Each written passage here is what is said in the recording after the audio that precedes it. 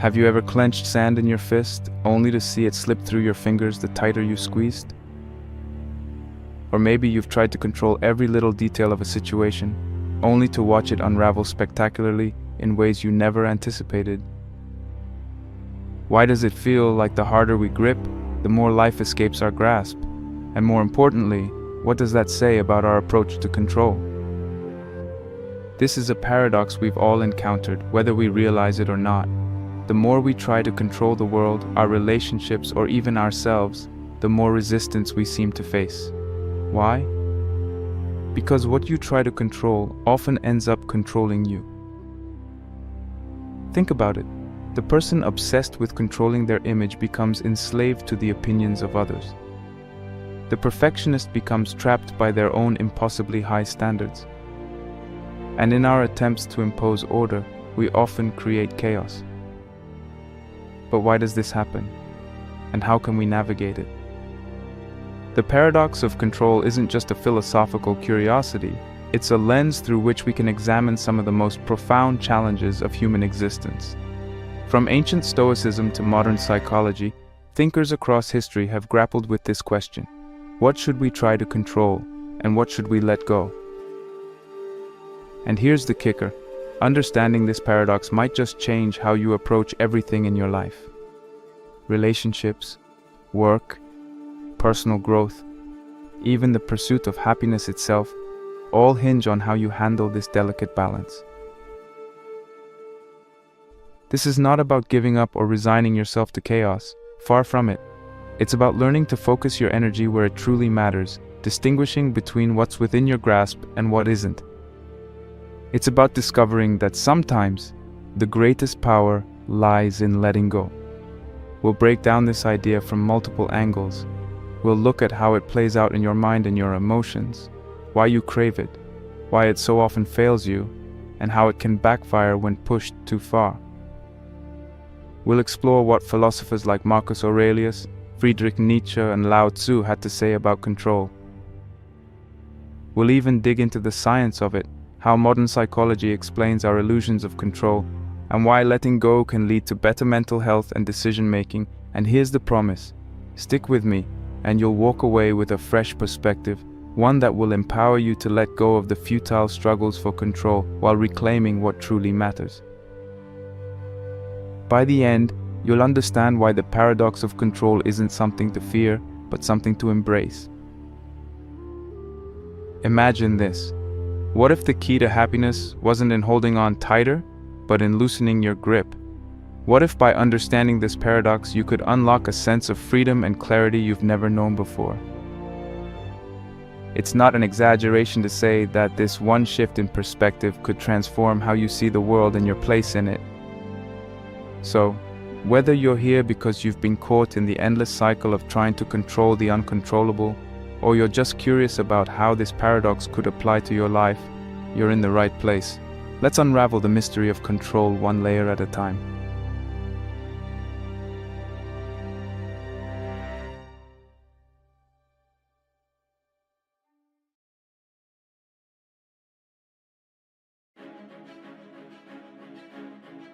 Let's begin by understanding what we mean by control. At its core, it is the ability to direct, regulate, or manage something to achieve a desired outcome. It's an essential part of life. After all, without it, how would we navigate the complexities of the world? Think about it. When you steer a car, you control its direction to get safely to your destination. When you manage your time, you control your day to achieve your goals. Control, in this sense, is neither good nor bad. It's simply a tool we use to interact with the world. But here's where things get tricky. When we try to extend it beyond our natural limits, we often find ourselves in trouble. Why do humans crave it so deeply? To answer this, we need to look at our evolutionary roots. Thousands of years ago, survival depended on controlling our environment to some degree. Early humans needed to predict the weather, hunt effectively, and find shelter to stay alive. The more control they had over these factors, the safer they felt. Over time, this desire for control became hardwired into our psyche. Even today, it provides a sense of security and stability. When we feel in control, life seems more predictable and uncertainty feels less threatening. But this instinct can also lead us astray, especially when we try to manage things that are inherently unpredictable, like other people, the future, or even our emotions. It's important to distinguish between healthy and unhealthy control. Healthy control is about focusing on what's within your power, like your actions, thoughts, and decisions. For example, studying for a test, practicing a skill, or choosing to respond calmly in a stressful situation are all forms of healthy control. These actions empower you and lead to growth. Unhealthy control, on the other hand, involves trying to dominate or manipulate things outside your influence. Think of a person who constantly worries about what others think of them, micromanages every aspect of their partner's life, or obsesses over outcomes they can't guarantee. This kind of control doesn't just fail, it often creates the very problems it's trying to prevent. Now let's dive into the paradox. At its heart, the paradox is this: the more you try to control something, the more it seems to slip out of your grasp. Why does this happen? Because control can create resistance. When you impose your will too forcefully on a situation or person, you often trigger pushback, conflict, or unintended consequences. For instance, imagine a leader who micromanages every detail of their team's work. Instead of fostering productivity, they might create a toxic environment where employees feel stifled and disengaged. Similarly, think about someone who tries to control every aspect of their appearance or reputation. Their obsession can lead to anxiety, burnout, and even self-sabotage. This idea is not new, it's a lesson embedded in stories and philosophies throughout history. Take the myth of King Midas, for example. Midas wanted to control his wealth and turned everything he touched into gold. But his greed backfired when he couldn't eat or even touch his loved ones without turning them into lifeless gold. Or consider the story of Icarus, who ignored his father's advice and flew too close to the sun in an attempt to control his flight. His wings melted and he fell into the sea. Both myths illustrate how the desire for excessive control often leads to disastrous outcomes. This paradox has deep philosophical roots, particularly in Stoicism. The Stoics, ancient Greek and Roman philosophers, believed that a fulfilling life comes from focusing on what you can control and letting go of what you cannot. Epictetus, a prominent Stoic thinker, put it simply: some things are up to us and some things are not. According to the Stoics, what's within your control are your thoughts, actions, and attitudes. Everything else, like the behavior of others, external events, or even your own health, is outside your influence. Trying to control these external factors is not only futile, but also a recipe for frustration and unhappiness. Instead, the Stoics taught that peace comes from accepting life as it unfolds and responding wisely to whatever challenges arise. To illustrate, imagine being stuck in traffic. You can't control the cars around you or the speed of the traffic flow, but you can control how you react. You can choose to get angry and stressed, or you can take a deep breath, play some calming music, and use the time to reflect. By focusing on your response rather than the situation, you regain a sense of power without trying to control the uncontrollable. Eastern philosophies, particularly Taoism, offer a similar perspective. In Taoism, there's a concept called Wu Wei, often translated as effortless action or non-doing. This doesn't mean doing nothing. It means aligning yourself with the natural flow of life instead of resisting it. Imagine a river flowing downstream. If you try to swim against the current, you'll exhaust yourself. But if you go with the flow, you'll move effortlessly and harmoniously. Taoism teaches that the more you try to force things, the more you disrupt the balance of life. Instead, true power comes from surrendering to the natural order and acting in harmony with it.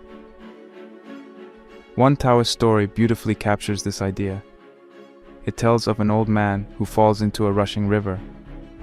Onlookers fear he'll drown, but he emerges unharmed downstream.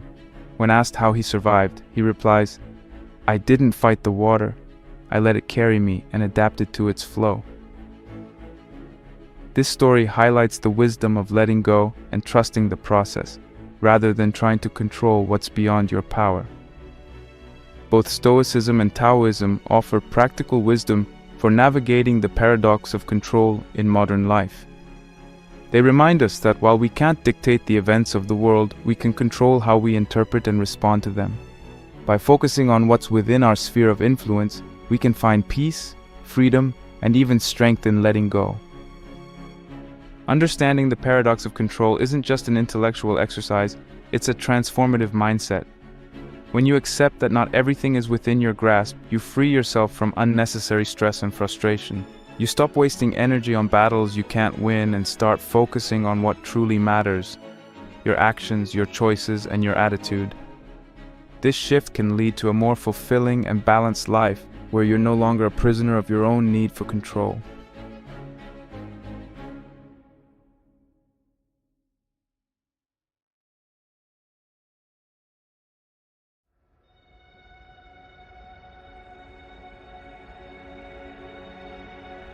Let's shift our focus to the psychological side.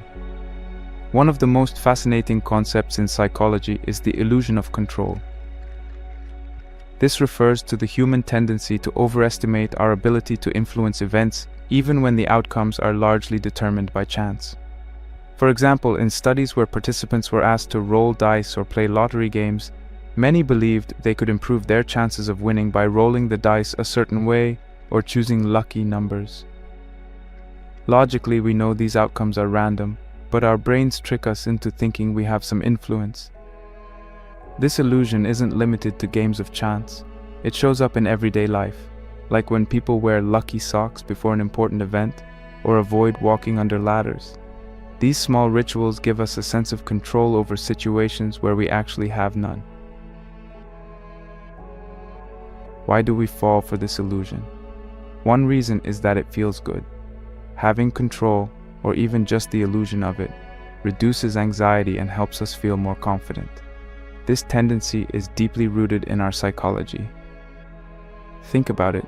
If you believe you have control, you're more likely to take action, even if the odds are against you. This belief has evolutionary advantages. Early humans who felt in control of their environment were more likely to take risks that led to survival, like hunting or exploring new territories. Over time, this belief in control, even when it wasn't entirely accurate, became ingrained in the human mind.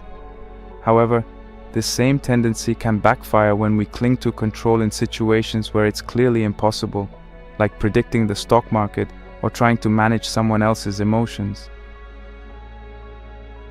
Another reason we crave control is emotional. Uncertainty is uncomfortable. It makes us feel vulnerable, exposed, and at times even scared. Imagine walking into a dark room you've never been in before. Your first instinct is to find the light switch, because being in control of your environment makes you feel safe. This emotional craving for control shows up in all areas of life. We plan our days meticulously, track every penny we spend, and even try to predict the future through weather apps and long-term financial planning. These efforts are not inherently bad. They help us function in a complex world.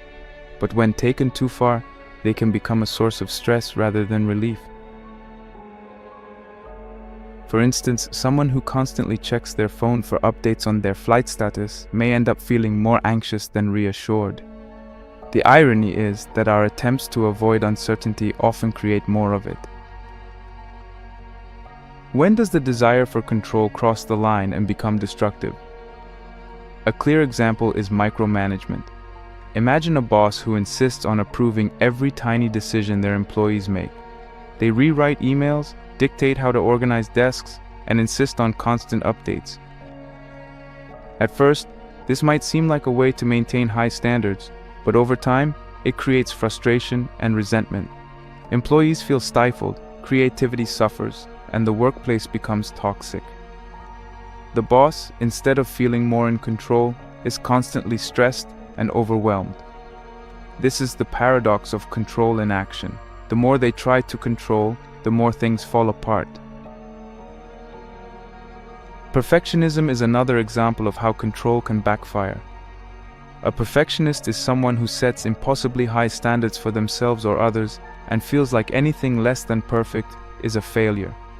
This mindset often stems from a fear of losing control. For example, a perfectionist student might spend hours rewriting an essay because they're terrified of getting a bad grade. While striving for excellence can be positive, perfectionism is different. It leads to procrastination, burnout, and a constant sense of dissatisfaction. The student may turn in their essay late or not at all, feeling defeated before they even start. Again, the harder they try to control the outcome, the more they struggle to achieve it. Obsessive behaviors also stem from a destructive need for control. Consider someone who obsessively cleans their house, not because it's dirty, but because they feel anxious when things aren't perfectly in order. They might spend hours rearranging furniture or scrubbing already clean surfaces, unable to relax until everything feels just right. This behavior is often tied to anxiety. Cleaning provides a temporary sense of control over their environment, but it doesn't address the deeper fears driving the behavior. In extreme cases, this need can take over their life, leaving little room for relationships, hobbies, or relaxation. It becomes especially harmful in relationships. Imagine a partner who tries to control every aspect of their significant other's life, from what they wear to who they talk to. While this might come from a place of insecurity or love, it often leads to tension and resentment. The controlled partner feels trapped, while the controlling partner becomes consumed by their own fears. Instead of creating closeness, their need for control pushes the other person away. This is another example of how it can create the very problem it's trying to solve. What's the solution? The first step is recognizing when your desire for control is causing harm. Ask yourself, am I trying to control something I have no influence over? Am I focusing on things outside my sphere of control, like other people's opinions or the outcome of a situation? If the answer is yes, it's time to shift your focus. Instead of trying to control the uncontrollable, redirect your energy toward what you can control, your thoughts, actions, and responses. This shift isn't easy, but it's incredibly freeing. It allows you to let go of unnecessary stress and focus on what truly matters. Psychologists often suggest mindfulness as a way to break free from unhealthy control. Mindfulness involves paying attention to the present moment without judgment. When you're mindful, you're less likely to get caught up in thoughts about what might go wrong or how to prevent it. Instead, you focus on what you can do right now.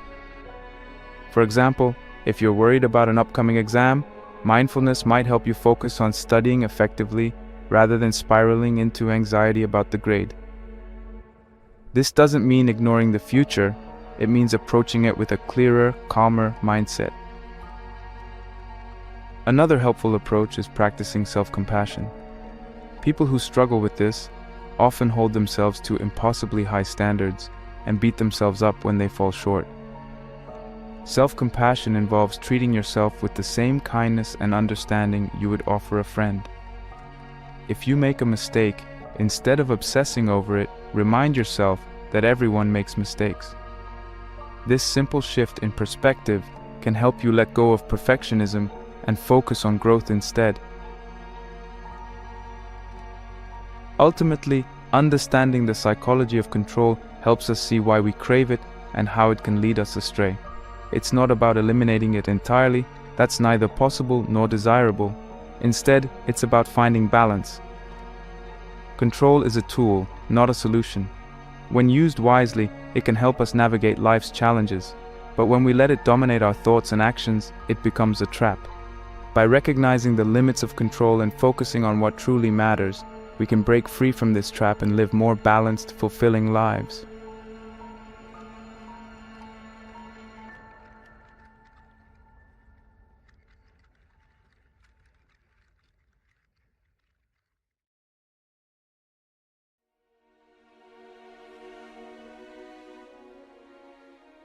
Letting go of control might sound counterintuitive, especially in a world that often praises those who take charge or make things happen. But what if true strength lies in knowing when to release your grip? Eastern philosophies, particularly Taoism and Zen Buddhism, offer profound insights into this idea. They teach us that letting go isn't about giving up. It's about aligning with the natural flow of life, accepting what is, and finding peace in the present moment. By exploring these teachings and applying practical techniques, we can learn how to let go in ways that enhance our lives rather than diminish them. In Taoism, there's a concept called Wu Wei, which is often translated as effortless action or non-doing. But don't be misled by the term. Wu Wei doesn't mean doing nothing or being lazy. It's about taking action in harmony with the natural flow of the world rather than fighting against it. Imagine a river flowing downstream. You could exhaust yourself trying to swim upstream, or you could let the current carry you while steering gently in the direction you want to go. Wu Wei is about recognizing when to act and when to let things unfold on their own. For example, in a difficult conversation, instead of forcing your point of view, you might listen deeply and respond thoughtfully, letting the interaction flow naturally. By practicing Wu Wei, you conserve energy and create less resistance in life. Zen Buddhism offers a similar perspective on letting go, particularly through the practice of acceptance and presence. Zen teaches that much of our suffering comes from resisting reality, wishing things were different, or trying to control outcomes that are beyond our reach. The Zen approach encourages us to fully experience the present moment without judgment. This doesn't mean passively accepting everything that happens. Rather, it means being mindful of what is happening now and responding with clarity and wisdom. For instance, if you're feeling overwhelmed by a situation, instead of panicking or trying to fix everything immediately, you could take a moment to breathe, acknowledge your feelings, and then decide your next step with a calm mind. Zen reminds us that peace isn't found in controlling the future, but in being fully present here and now. So how can we bring these philosophies into our daily lives? One of the first steps is learning to distinguish between what you can and cannot control. This might seem simple, but it requires a deep level of self-awareness and honesty. A helpful exercise is to ask yourself, what part of this situation is within my influence?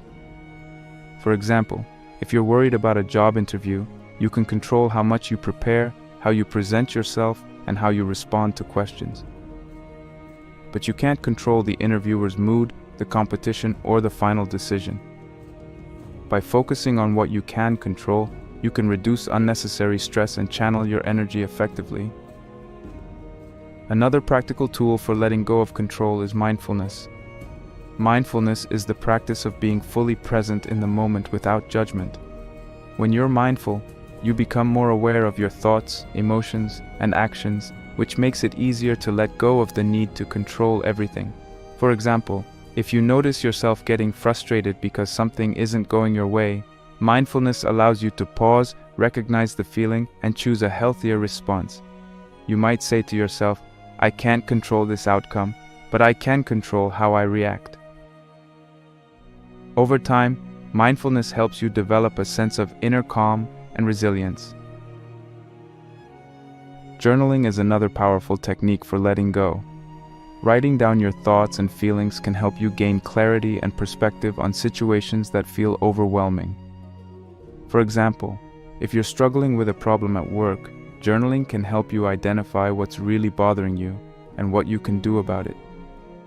It's also a way to release pent-up emotions and let go of the things you can't change. Some people find it helpful to create 2 columns in their journal, one for things they can control and another for things they can't. This simple exercise can be a powerful reminder of where to focus your energy. Reframing your perspective is another key strategy for letting go. Often our struggles with this come from the way we interpret situations. For example, if you view a setback as a failure, you might feel the urge to control everything to prevent it from happening again. But if you reframe the setback as a learning opportunity, you're more likely to accept it and move forward with less stress.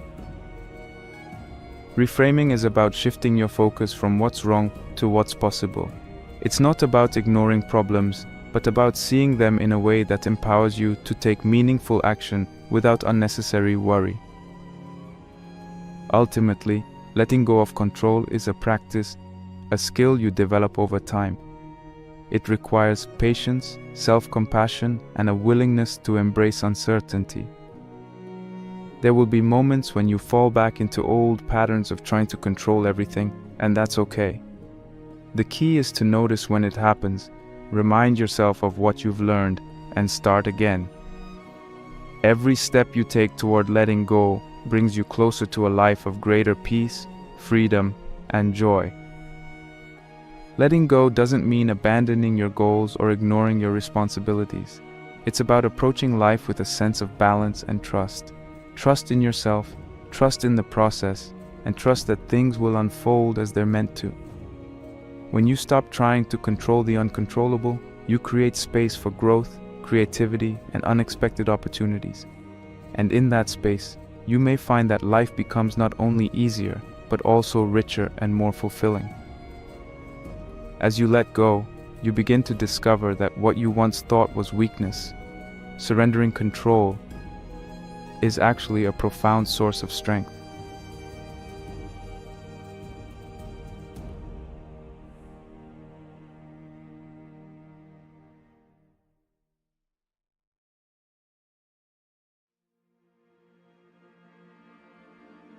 To truly understand the paradox of control, we must turn to the teachings of Stoicism, an ancient philosophy that offers timeless wisdom for navigating life's challenges. At the heart of Stoicism lies the dichotomy of control, a simple but profound concept that helps us distinguish between what we can influence and what lies beyond our reach. The Stoic philosopher Epictetus famously put it this way: "Some things are up to us, and some things are not." This statement forms the foundation of Stoic thinking and is perhaps one of the most practical tools for dealing with the unpredictability of life. So, what exactly did Epictetus mean? For the Stoics, the things up to us are our own thoughts, actions, choices, and attitudes. These are the aspects of life where we have direct influence. For example, you can decide how to react to an insult, how much effort to put into a task, or how to treat others. On the other hand, things not up to us include external events, the opinions of others, and even the ultimate outcomes of our actions. You can prepare thoroughly for a test, but you can't guarantee the questions will align with what you studied. You can offer kindness to someone, but you can't control whether they'll reciprocate. The Stoics argue that peace and freedom come from focusing on the things you can control while accepting the rest as it is. One of the most important lessons in Stoicism is the distinction between internal and external control. Internal control refers to your thoughts, emotions, and behaviors, things that are entirely yours to manage. External control includes factors like other people's actions, natural events, or random occurrences. A Stoic would say that worrying about external matters is a waste of energy because they're beyond your influence. Instead, they encourage you to cultivate mastery over your internal world. For example, if someone criticizes you unfairly, you can't stop them from speaking, but you can control how you interpret their words and whether you let them affect your self-esteem. By shifting your focus inward, you gain a sense of agency and stability, even when the external world feels chaotic. The Stoics also emphasize letting go of attachment to outcomes. This doesn't mean abandoning effort or ambition, it means recognizing that you can only control the process, not the result. For instance, imagine you're planting a garden. You can choose the seeds, prepare the soil, and water the plants diligently. But you can't control the weather or ensure that every seed will sprout. The Stoics teach that your responsibility is to do your best with the parts you can control and release any anxiety about the rest. This mindset not only reduces stress but also helps you approach life with greater resilience and perspective. To help cultivate this perspective, the Stoics developed practical exercises that remain relevant today. One of these is the view from above exercise, which involves imagining yourself looking down at the world from a bird's eye view. From this perspective, your individual problems shrink in comparison to the vastness of the universe. This practice reminds you of how small most worries are in the grand scheme of things, helping you let go of unnecessary stress. Another useful exercise is premeditatio malorum, or the premeditation of evils. This involves mentally rehearsing potential challenges or setbacks before they happen. For example, if you're preparing for a job interview, you might consider what could go wrong, such as being asked a difficult question or facing rejection. By imagining these scenarios in advance, you can prepare yourself emotionally and strategically, making it easier to stay composed if they occur. These Stoic principles align closely with modern self-development approaches. For instance, the idea of focusing on what you can control is echoed in cognitive behavioral therapy, CBT, a widely used psychological method for managing anxiety and stress. CBT teaches people to identify and challenge unhelpful thoughts, replacing them with realistic and constructive perspectives. Similarly, mindfulness practices encourage individuals to focus on the present moment and accept things as they are, without getting caught up in what they can't change. Both approaches reflect the Stoic belief that inner peace comes from mastering your mind and responses, rather than trying to control the uncontrollable. One of the most inspiring examples of Stoicism in action comes from Marcus Aurelius, a Roman emperor and one of the most famous Stoic philosophers. Despite ruling during a time of immense political instability, war, and personal loss, Marcus Aurelius remained committed to the Stoic principles of self-control and acceptance. In his personal journal, which we now know as Meditations, he wrote extensively about the importance of focusing on one's duties and maintaining a virtuous character, regardless of external circumstances. For example, during a devastating plague that swept through the Roman Empire, Marcus couldn't control the spread of the disease or the suffering it caused, but he could control how he responded as a leader by staying calm, making rational decisions, and prioritizing the welfare of his people. His ability to remain grounded in the face of such challenges is a testament to the power of Stoic philosophy. The Stoic perspective on control offers a blueprint for living with greater clarity and purpose. By embracing the dichotomy of control, you free yourself from the stress of trying to manage the unmanageable. Instead, you channel your energy into what truly matters, your thoughts, actions, and character. This shift not only leads to greater inner peace, but also empowers you to navigate life's uncertainties with grace and resilience. The next time you find yourself caught in a web of worry or frustration, remember this simple truth: some things are up to you, and some things are not. Focus on the former, and let the rest take care of itself.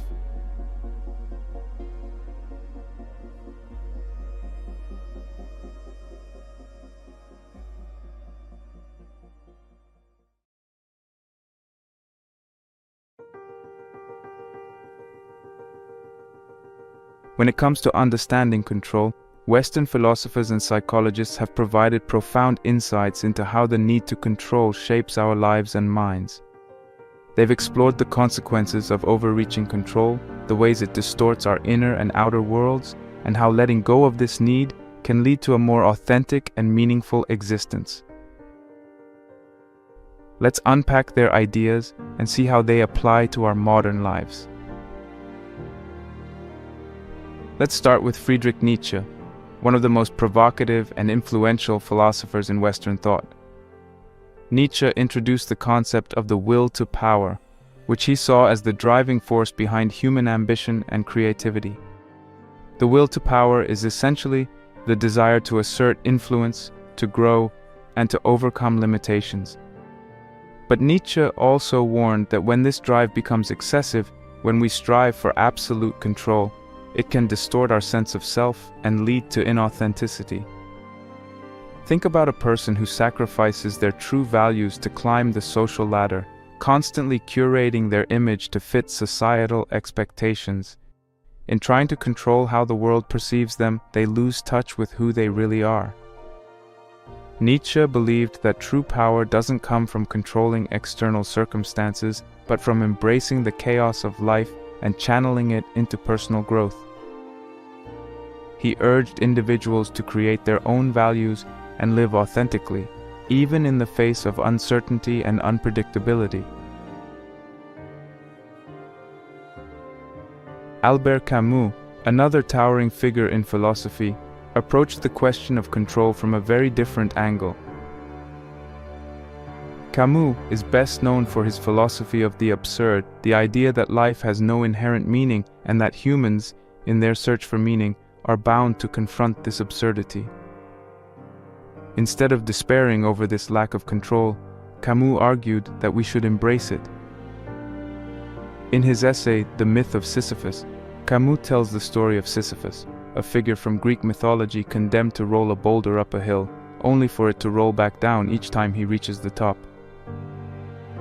Camus saw Sisyphus as a metaphor for the human condition.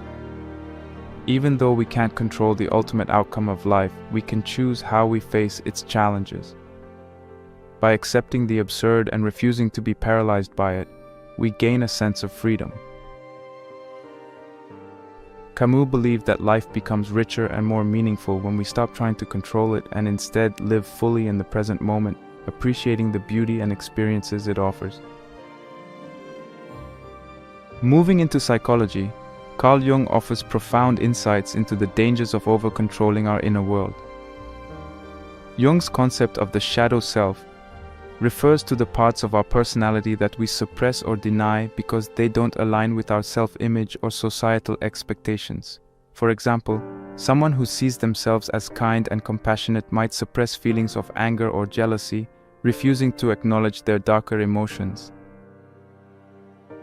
But Jung argued that this attempt to control and suppress our shadow self only makes it more powerful, leading to inner conflict and projection. When we deny parts of ourselves, they don't disappear.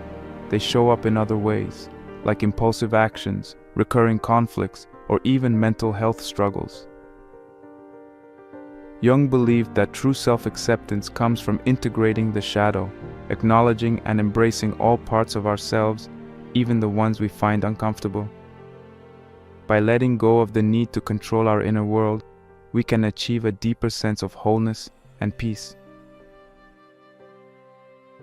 Viktor Frankl, a Holocaust survivor and psychiatrist, approached this issue from a profoundly personal perspective.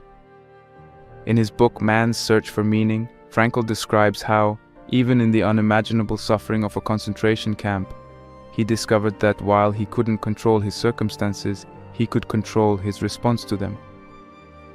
Frankl believed that humans find meaning not in avoiding suffering, but in how they face it. He wrote, "When we are no longer able to change a situation, we are challenged to change ourselves." Frankl's message is a powerful reminder that the ultimate form of control lies in our ability to choose our attitude, even in the face of adversity.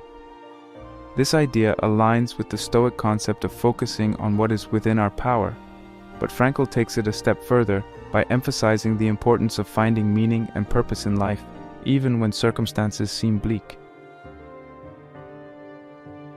The ideas of Nietzsche, Camus, Jung, and Frankl offer valuable lessons for navigating this paradox in our own lives. One key takeaway is the importance of authenticity. Nietzsche's warning about the dangers of excessive control reminds us to stay true to ourselves and resist the temptation to conform to external expectations. This can be as simple as reflecting on your values and making choices that align with who you are, rather than who you think you should be. Camus teaches us to embrace life's uncertainty and let go of the need to find ultimate answers. This doesn't mean giving up, it means shifting your focus from controlling outcomes to appreciating the journey. For example, instead of obsessing over whether a project will succeed, focus on the process and what you can learn along the way. This mindset can help reduce anxiety and make life more enjoyable.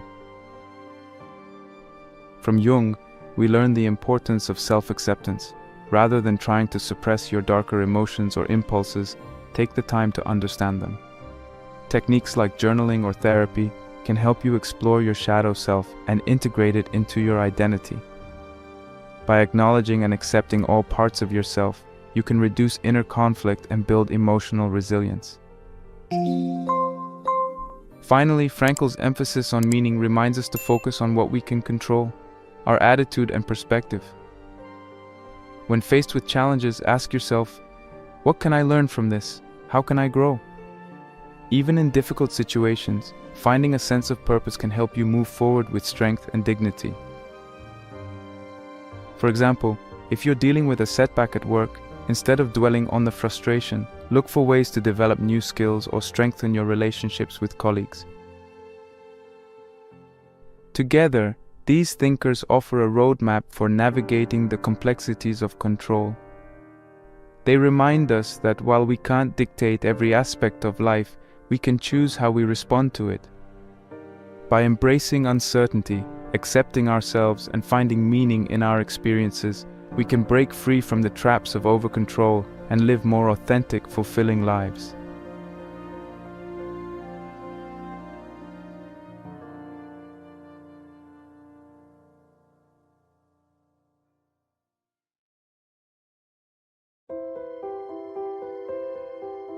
To wrap up today's discussion on the paradox of control, let's take a moment to reflect on what we've uncovered.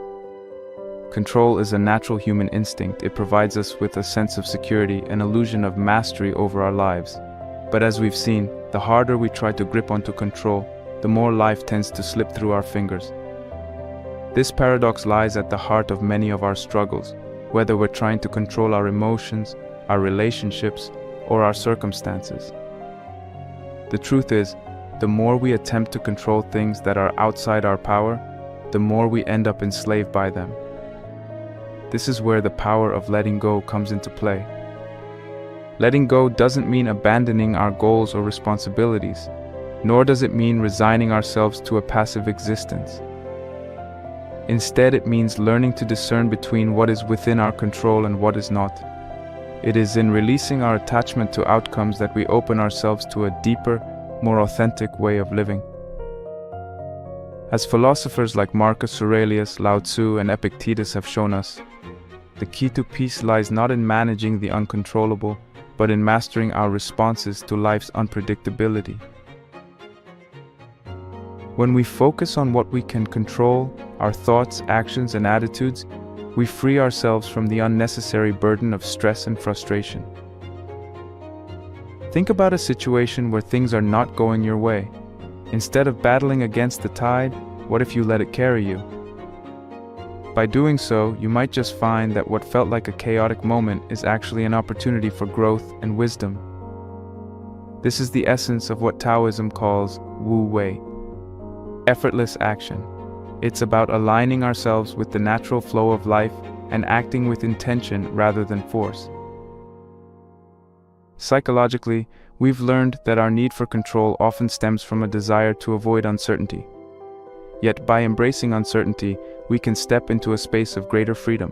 Whether it's through mindfulness, journaling, or reframing our perspective, we can shift our focus away from trying to control outcomes to embracing the present moment.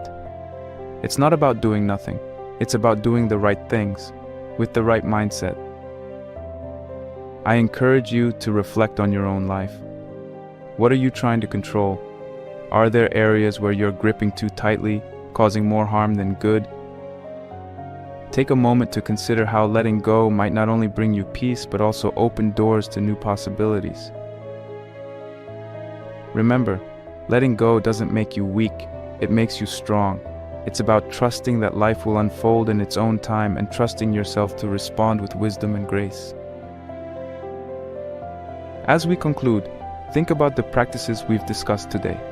Whether it's adopting a stoic mindset, practicing mindfulness, or embracing the wisdom of Taoism, all of these approaches offer a path to peace and clarity.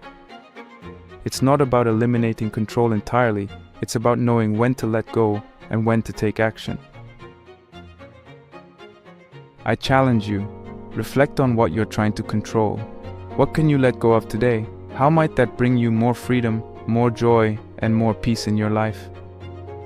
Letting go is not just an idea, it's a practice, and it starts with you, right here, right now. Take a deep breath and consider the possibilities that await when you stop trying to control what you can't and focus on what you can.